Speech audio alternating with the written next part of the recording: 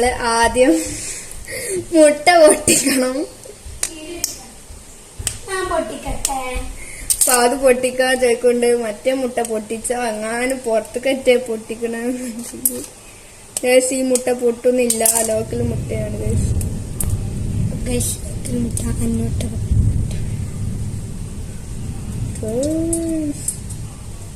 വെള്ളം മാത്രം എടുക്കാൻ പാടുള്ളൂ. അങ്ങനൊന്നുമില്ല. തോട് കഴിഞ്ഞാൽ പിന്നെ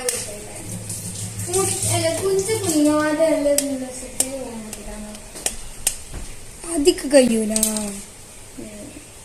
കുഞ്ചു കുഞ്ഞാൻ സ്ഥലത്ത് മാത്രം.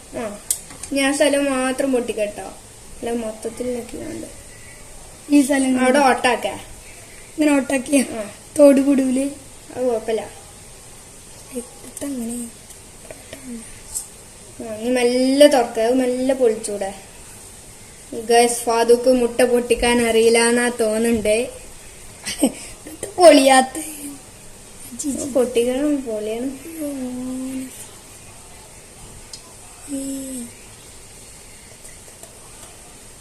ഇപ്പം ഗൈസ് സ്ലോ മോഷൻ കളിക്കുകയാണ്.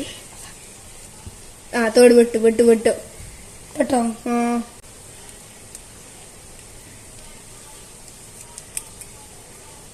അങ്ങനെ തന്നെ മുട്ടന് മൊത്തങ്ങളായി പൊട്ടാത്ത എങ്ങനെയാക്കല്ലേ. അങ്ങനെ പൊട്ടിച്ചൂടെ? ഇത് പൊട്ടണ. ഇത് നമുക്കുള്ള കേക്ക് ആയിക്കോട്ടെ ഗൈസ്. അപ്പൊ ഫാദുക്ക് മുട്ട പൊട്ടിക്കാൻ അറിയില്ല. അങ്ങനെയാണോ മുട്ട പൊട്ടിച്ചത് ഞങ്ങൾക്ക് കാണിച്ചു തരുമോ? പൊട്ടിച്ച മുട്ട ഇതാണ് ഗൈസ്, ഓൻ പൊട്ടിച്ച മുട്ട. ഇനി നമുക്ക് ഇതിലേക്ക് വേണ്ടിയത് ഒരു കപ്പ് പഞ്ചസാരയാണ്. പഞ്ചസാര ആരോഗ്യത്തിന് ഹാനികരാണ് ഗൈസ്. ഞാൻ എന്തായാലും ഒരു ഗ്ലാസ് ഫുൾ ഇട്ടിട്ടില്ല. ഇനി നമ്മൾ ഈ സ്പ്രിങ് കൊണ്ട് ഇത് ഇങ്ങനെ അളക്കുക വേണ്ടി ഗൈസ്. കുറച്ചാണ് എനിക്ക് മട്ടിട്ട് വേണ്ടിയിട്ടാണ്.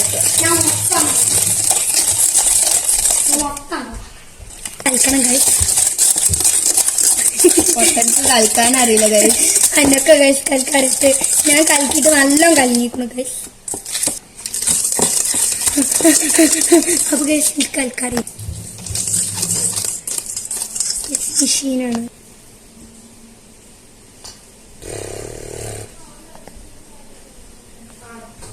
ഗൈസ്, ഇനി നമുക്ക് ബനാന കേക്ക് വേണ്ടിയത് ബനാനയാണ്. ഞാൻ ഇവിടെ എടുത്തിക്കണ മൈസൂർ പായാണ്. നിങ്ങൾക്ക് വേണമെങ്കിൽ ഏത് പായ എടുക്കട്ടെ ഗൈസ്. ഇനി ഇത് നമ്മളിങ്ങനെ ഫോർക്കോണ്ടായി കുത്തി കൊടുക്കണം ഗൈസ്. നമ്മൾ ഇനി ഇതുകൊണ്ട് ഇങ്ങനെ ഇങ്ങനെ ഇങ്ങനെ കുത്തണം. എനിക്ക് കുത്താൻ കഴിയില്ല. ഞാൻ കുത്തിയിട്ട് ബാക്കി ഇരിക്കട്ടെ ഗൈസ്. ഇങ്ങനെ ഗൈസ് കുത്തണ്ടി ഗൈസ്. അപ്പൊ നമ്മൾ ഇങ്ങനെ പിളിപ്പിളി ആക്കിയിട്ടുണ്ട്. ഇനി നമ്മൾ ഇതിനകത്ത് മിക്സ് ചെയ്ത മുട്ടയ്ക്ക് ഇപ്പൊ നമ്മൾ പിളിപ്പിളി ആക്കിയ പഴമുണ്ടല്ലോ, അത് ഇതിലേക്ക് ആക്കണം കേട്ടോ ഗൈസ്.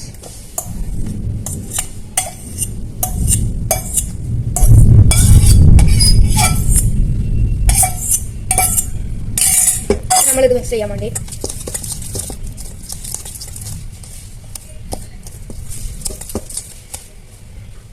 ഗൈസ് ഈ പഴം മിക്സ് നല്ലതായിട്ട് മിക്സ് ആയിട്ടില്ല. ഇനിയിപ്പോൾ എത്ര കാട്ടോ എനിക്കറിയില്ല.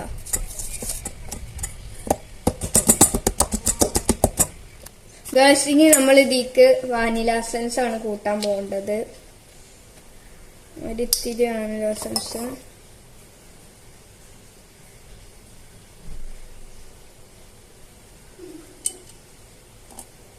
നമ്മൾ ഇതിക്ക് വാനില എസൻസ് ഇട്ട് പോകണം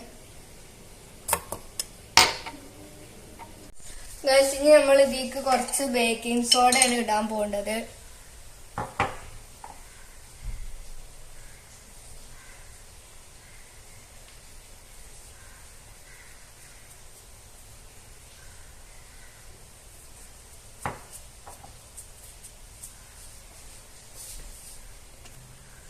ഇത് നമ്മൾ നന്നാ മിക്സ് ചെയ്യണം.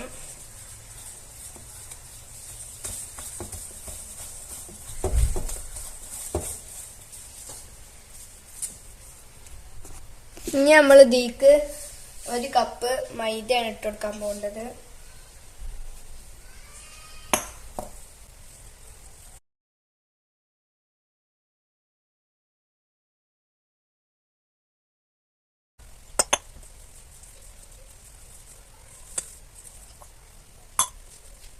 ഒരു 1/4 കപ്പ് ഓയിലും കൂടി ചേർത്ത് കൊടുക്കാം.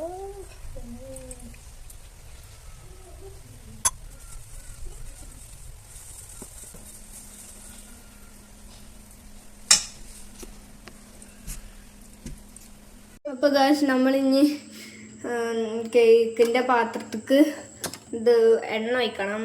ഓയില്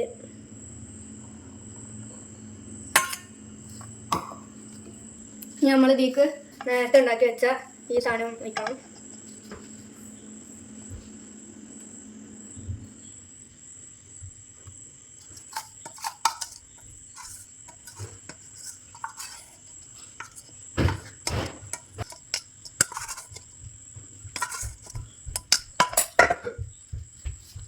നമ്മളിങ്ങനെ കുക്ക് ചെയ്യാൻ പോകുന്നത് എയർ ഫ്രയറിലാണ്.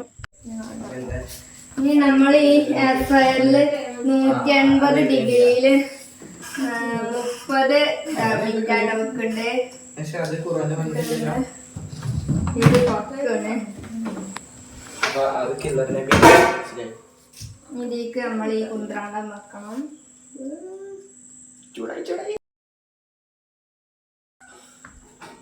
നമ്മളിതിലേക്ക് കഷ്ടപ്പെട്ട് വെച്ചുകൂടും. നമ്മളിത് കയറ്റി വെക്കണം.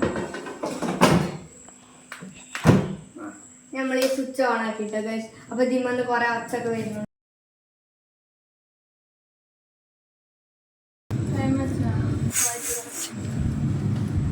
ഗൈസ് അപ്പൊ നമ്മളെ കേക്ക് അടിയിൽ കുറച്ച് പൊളിഞ്ഞുകൊണ്ടുണ്ടെങ്കിലും നമ്മളെ കേക്ക് ഉസാറാട്ടോ ഗൈസ്. അപ്പം എല്ലാവർക്കും ഈ കേക്ക് ഇഷ്ടപ്പെട്ടു എന്ന് വിചാരിക്കണു. നമുക്ക് അടുത്ത കേക്ക് എങ്ങനെ വെക്കണം നോക്കാം. നമ്മളപ്പം ഒന്നാമത്തെ പാളിയ കേക്ക് സൈഡൊക്കെ മുറിച്ചാണ്ട് സ്ക്വയറിലാക്കിക്കണു.